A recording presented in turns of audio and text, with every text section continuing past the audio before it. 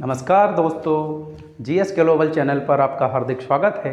आप हमारे GS global channel को सब्सक्राइब करें और बेल आइकन को दबाएं ताकि सारे वीडियोज़ के नोटिफिकेशन आपके पास पहुंचते रहें। इंडियन पॉलिटी, भारतीय राज्य व्यवस्था के क्रम में हम लोगों का भारत का संवैधानिक विकास चल रहा था। कॉन्स्टिट्यूशनल डेवलपमेंट ऑफ इंडिया और कॉन्स्टिट्यूशनल डेवलपमेंट ऑफ इंडिया का ये पार्ट 3 है। कॉन्स्टिट्यूशनल डेवलपमेंट ऑफ इंडिया का ये पार्ट 3 आज हम लोग करने के लिए जा रहे हैं। और इस पार्ट 3 में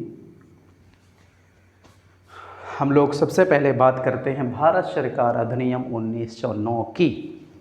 मेरे दोस्तों, भारत सरकार अधिनियम 1909 को मार्ले मिंटो सुधार कहा जाता है, क्योंकि उस समय इंडिया के सेक्रेटरी सर जॉन मार्ले थे और भारत के वायसराय लॉर्ड मिंटो थे। इस कारण से इस अधिनियम का नाम मार्ले मिंटो सुधार रखा गया है। मेरे दोस्तों, भारत परिषद अधिनियम 1909 इस एक्ट के द्वारा भारत में पहली बार मुस्लिमों के लिए पृथक निर्वाचन मंडल की व्यवस्था की गई और इस पृथक निर्वाचन मंडल में मुस्लिम उम्मीदवारों का चुनाव केवल मुस्लिम मतदाता ही कर सकते थे। क्योंकि मित्रों, आप लोग जानते हैं अंग्रेजों का फंडा था डिवाइड एंड रूल, बांटो और राज करो।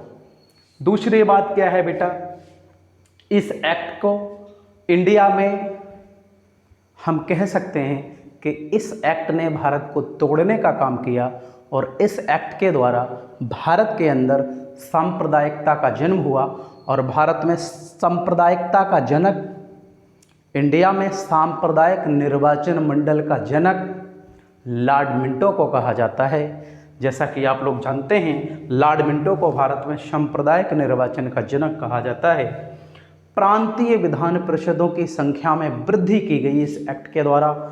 दोस्तों, प्रांतीय विधान परिषदों की संख्या में वृद्धि की गई और एक बड़ा काम क्या हुआ कि वायसराय की कार्यकारिणी में पहली बार किसी भारतीय को शामिल किया गया और जो भारतीय शामिल हुआ उस भारतीय का नाम था सत्येंद्रनाथ सिन्हा को शामिल किया गया। इतने काम भारत सरकार अधिनियम 1909 के तहत, भारत परिषद अधिनियम 1909 के तहत हुए, जिसको हम लोग मार्ले मिंटो सुधार के नाम से जानते हैं। अब हम लोग मित्रों बात करते हैं भारत सरकार अधिनियम 1919 की। भारत सरकार अधिनियम 1919 को और किस नाम से जाना जाता है?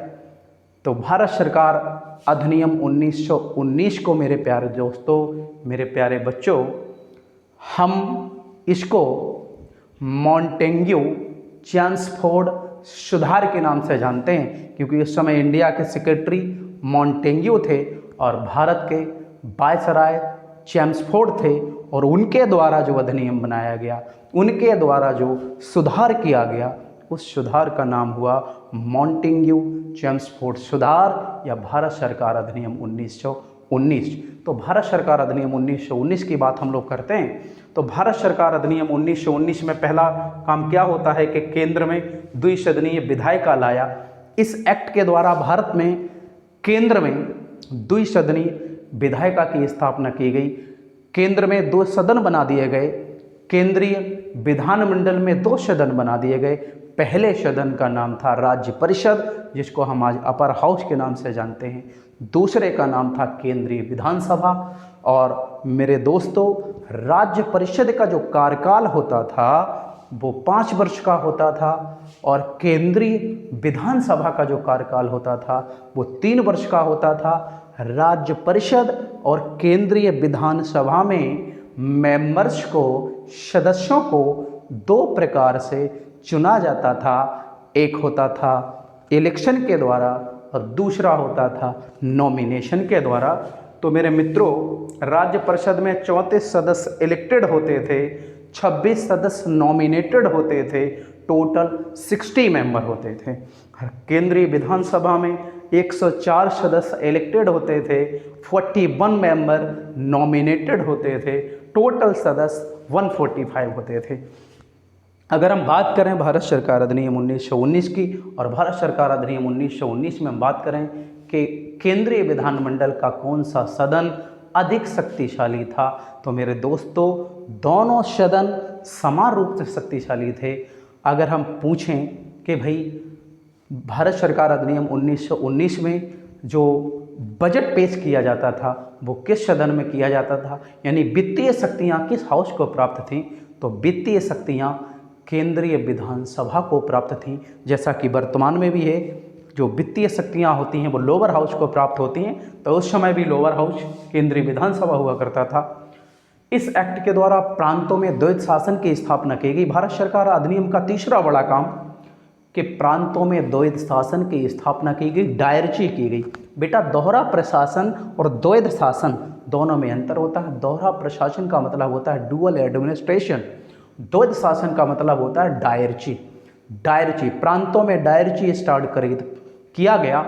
डायरची का मतलब होता है कि प्रांतीय विषयों को दो भागों में बांट दिया गया। पहला आरक्षित विषय रिजर्व सब्जेक्ट, दूसरा हस्तांतरित विषय ट्रांसफर सब्जेक्ट। और आगे क्या होता है, आरक्षित विषयों के संबंध में अगर हम आपसे कहें कि भाई कानून बनाने की शक्ति किसको प्राप्त थी, तो मेरे दोस्तों आरक्षित विषयों के संबंध में कानून बनाने की शक्ति का सवाल जहाँ तक है गवर्नर जनरल की कार्यकारिणी को होता था, और हस्तांतरित विषयों के संबंध में कानून बनाने की शक्ति केंद्र के द्वारा राज्यों को विधायिनी शक्ति का हस्तांतरण किया जाता था। ये सारी प्रोसेस चलती थी। हम आपसे कहें कि भाई द्वैध शासन का जनक किसको कहा जाता है इंडिया में, who is the father of Indian dyarchy. Bharat में द्वैध शासन का जनक लियोनस कार्टियस को कहा जाता है। लियोनस कार्टियस के द्वारा इंडिया में डायरची को शुरू किया गया। भारत सरकार अधिनियम 1919 के द्वारा एक बड़ा काम और होता है कि इस एक्ट के द्वारा भारत में महिलाओं को पहली बार वोट डालने का अधिकार दिया गया। तो इस एक्ट के द्वारा मेरे दोस्तों बड़ा महत्वपूर्ण काम हुआ कि हमारे समाज को समतामूलक बनाने के लिए महिलाओं को भी वोट डालने का अधिकार दे दिया गया। इस एक्ट के द्वारा इंडिया में पहली बार कैग के पद का सुझाव दिया गया। कैग के पद का सुझाव दिया गया। आप लोग जानते हैं वर्तमान परिप्रेक्ष्य में कैग कौन होता है, तो वर्तमान परिप्रेक्ष्य में अगर हम बात करें कैग की, तो वर्तमान परिप्रेक्ष्य में मेरे दोस्तों कैग का मतलब होता है comptroller and auditor general of India, जिसे हम भारत में सार्वजनिक संपत्ति का संरक्षक कहते हैं, जो इंडिया के कंसोलिडेटेड फंड से और स्टेट के कंसोलिडेटेड फंड से होने वाले सारे एक्सपेंस का ब्यौरा ले सकता है, सारे एक्सपेंस का रिकॉर्ड अपने पास रख सकता है। ये होता है कैग। अब हम लोग बात करते हैं भारत सरकार अधिनियम 1935 की। भारत सरकार अधिनियम 1935 बड़ा ही महत्वपूर्ण है, जो इंडियन गवर्नमेंट का ब्लूप्रिंट है। और भारत सरकार अधिनियम 1935 इंडियन कॉन्स्टिट्यूशन का सबसे बड़ा सोर्स है, भारत का सबसे बड़ा संवैधानिक सोर्स। इससे सीधे सीधे 250 से ज़्यादा आर्टिकल ले लिए गए। इंडियन कॉन्स्टिट्यूशन का ब्लूप्रिंट इसको कह दिया जाता है। पहला काम क्या होता है, भारत सरकार अधिनियम 1919 अब खत्म होके भारत सरकार अधिनियम 1919 में पहला काम क्या होता है कि प्रांतों में द्वैध शासन का अंत कर दिया जाता है। प्रांतों में द्वैध शासन का अंत कर दिया जाता है और केंद्र में द्वैध शासन शुरू कर दिया जाता है। बड़ा ही महत्वपूर्ण क्वेश्चन यहाँ से बनता है कि किस एक्ट के द्वारा प्रांतों में द्वैध शासन की स्थापना की गई, तब आप लोगों का आंसर होगा भारत सरकार अधिनियम 1919।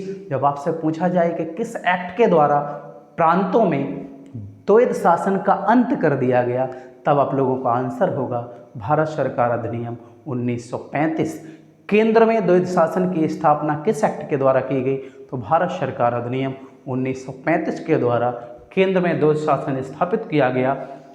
इस एक्ट के द्वारा केंद्र और राज्य के मध्य में शक्ति का विभाजन कर दिया गया, पावर का डिस्ट्रीब्यूशन कर दिया गया। दूसरा बड़ा काम भारत सरकार अधिनियम 1935 के अंतर्गत। तीसरा बड़ा काम भारत सरकार अधिनियम के अंतर्गत मेरे दोस्तों अखिल भारतीय महासंघ स्थापित करने का प्रावधान शामिल किया गया। अंग्रेज एक ऐसा अखिल भारतीय महासंघ बनाना चाहते थे जिसमें ब्रिटिश भारत के सभी प्रांत हों, चीफ कमिश्नर क्षेत्र हों और देसी रियासतें हों, और उनका जो कंट्रोलर और कोऑर्डिनेटर रहे वो अंग्रेज रहे, वो वायसराय रहे। सभी भारतीय राजाओं ने इनकी इस बात को अस्वीकार कर दिया और कहा कि हम किसी भी प्रकार के अखिल भारतीय महासंघ में शामिल होने नहीं जा रहे हैं, और अंग्रेज़ों की इस बात को हम लोगों ने डिस्कार्टेड कर दिया, अस्वीकार कर दिया। अखिल भारतीय महासंघ बनाने का जो अंग्रेज़ों का सपना था वो चकनाचूर हो जाता है। इस एक्ट के द्वारा भारत में संघीय शासन की व्यवस्था की गई, यानी केंद्र सरकार को राज्य सरकार से कहीं ज़्यादा शक्तिशाली बना दिया गया, क्योंकि भारत में जो केंद्र राज्य संबंध होते हैं वो संघवाद के उन्मुख होते हैं। संघवाद की ओर उन्मुख होने का मतलब होता है कि केंद्र सरकार ज़्यादा शक्तिशाली होती है राज्य सरकारों से। मेरे दोस्तों, इस एक्ट के द्वारा अवशिष्ट शक्तियाँ, रेजिडुअल पावर वायसराय को दे दिया गया।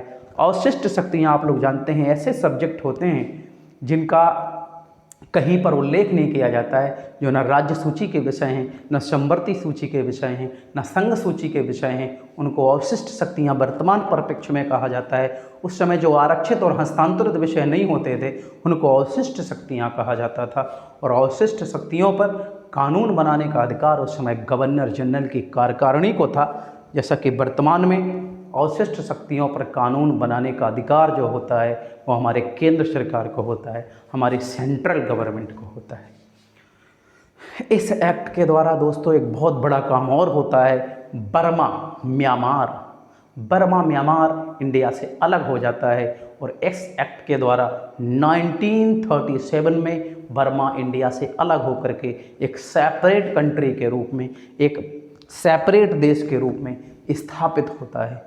इस एक्ट के द्वारा एक और बड़ा काम होता है। 1 अक्टूबर 1937 को इस एक्ट के द्वारा एक संघीय न्यायालय की स्थापना दिल्ली के अंदर की जाती है, और वो संघीय न्यायालय जो स्थापित किया गया, उस संघीय न्यायालय का पहला मुख्य न्यायाधीश सर मॉरिस गोयर बनाए गए। सर मॉरिस गोयर को इस संघीय न्यायालय का पहला मुख्य न्यायाधीश बनाया गया। जैसा कि आप लोग जानते हैं, ये सारे बिंदु जो हम लोगों ने आज अध्ययन किए हैं भारत सरकार अधिनियम 1935 के विषय में। भारत सरकार अधिनियम 1935 इंडियन कॉन्स्टिट्यूशन का ब्लूप्रिंट है, और ये हमारे इंडियन पॉलिटी का कॉन्स्टिट्यूशनल डेवलपमेंट ऑफ इंडिया का पार्ट 3। आप लोगों को भारत के संवैधानिक विकास में कोई क्वेश्चन हो, कोई क्वेरीज हो, तो आप कमेंट बॉक्स में कमेंट करके आप हमसे पूछ सकते हैं। आपके सारे डाउट क्लियर करने का काम, सारे डाउट क्लियर करने का बीड़ा हमने उठा रखा है। आप लोग हमारे ऊपर विश्वास बनाए रखिए।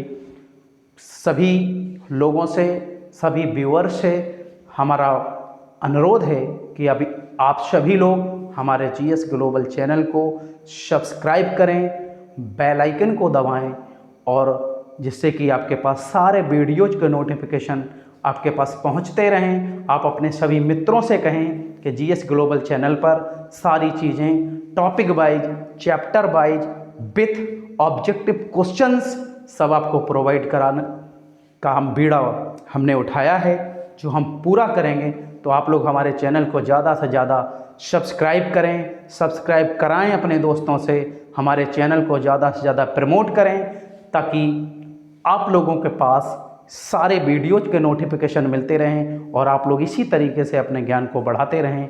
धन्यवाद दोस्तों, नमस्कार दोस्तों।